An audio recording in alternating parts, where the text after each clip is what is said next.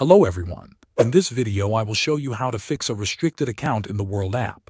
First, open the Worldapp on your phone. The most common fix is to complete your verification with an orb. This is an important step because Worldapp uses orb verification to confirm that you are a real person. Once you open the app, look for the verification option and follow the instructions to schedule or complete orb verification. If you are already verified, the app will show you a confirmation.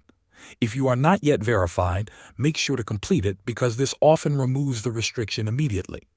If verifying with an orb does not fix the issue, the next step is to contact support directly inside the app. Open Worldapp and tap on the gear icon in the top right corner of the screen. This will open the settings menu. Scroll down and tap on the support button. When you tap this option, you will be connected to the Worldapp support system. At first, you will be chatting with a bot. The bot will ask you a few questions and provide possible solutions based on your answers. Explain your issue clearly by typing that your account is restricted and you need help fixing it. If the bot cannot solve the problem, you can request to speak with a human agent. Simply type that you want to chat with an agent and the system will connect you to one. The agent will review your account details and guide you through the exact steps to remove the restriction.